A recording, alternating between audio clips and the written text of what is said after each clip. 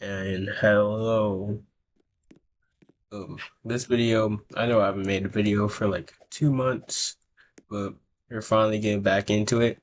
And this time, we're going to be doing a guide for beginner damage farming.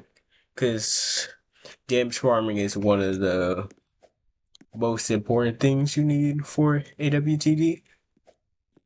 Because like you can get the units, but they won't be good that you want to see. I have a lot of units I didn't evolve because I still need to damage ground from. Like for example, I have mostly everything I can craft everything else from. But like yeah, you need a lot of damage for stuff. So I'll be showing a good basically guide, but also like showing you what units you should be looking for damage grinding. So none of the units that are gonna be here are in this one because I actually hide all my support units. So first you need your buff unit. Um for a buff unit, I would usually use not anymore, but I would usually use Idle because Idle's like one of the easiest ones you can get. Or if you played during the April Fool's event, you could use Rock Girl. There's also other buffers, but I would just say stick with Idle because they are a farm and a thing.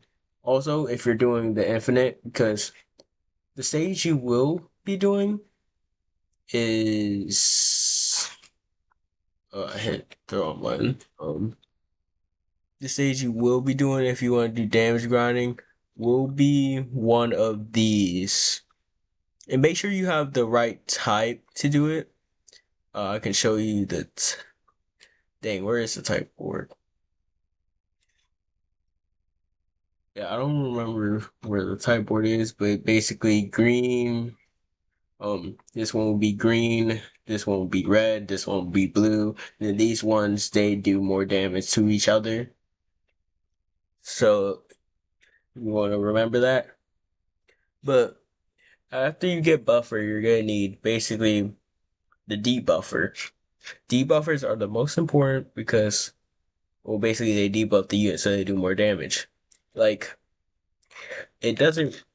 I don't think it says what one does. With King of Bunnies, they're from the new Easter event. Well, not new, but they're from the Easter event, and they summon a bunny that does blind. I mean, a wolf that does blindness. The same one as this.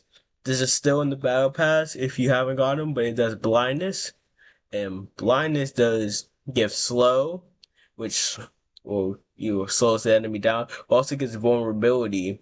It increases the damage by 50% and it increases slow. So slow will actually be doing 50% too. But also if you have this buff, which I don't think anyone will unless you did the battle pass one, you can use that too.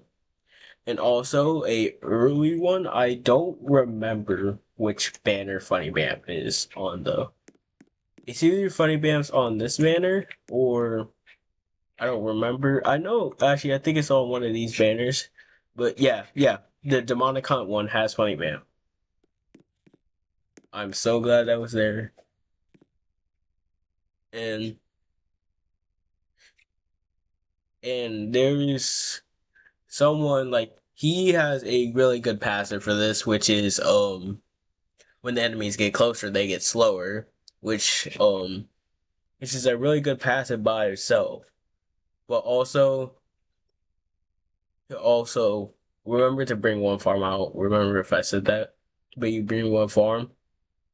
Also, if you really want a good unit, bring Purified Guardian, because Purified Guardian has the abilities, turns to Purify, Deadly Predator, Blindness, see the Blindness one, again, Charm, and Music.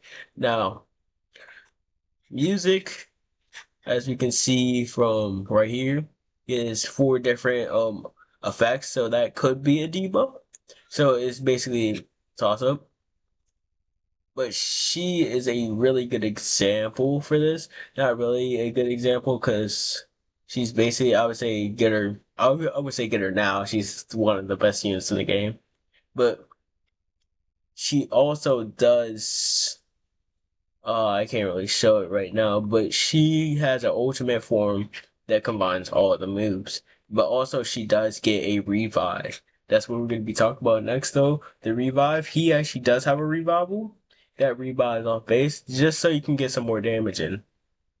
Um, I don't have anyone with the passive next, but I will go look at the fear right now because he does have something we're gonna talk about. And despair is good if you do have a despair unit, but the fear does have horror, yeah.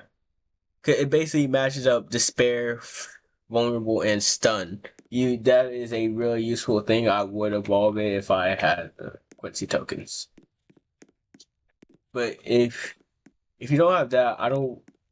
The other one that gives horror, I believe, is yeah. Okay, I think you up. It is Moss King. Well, Moss King's final form.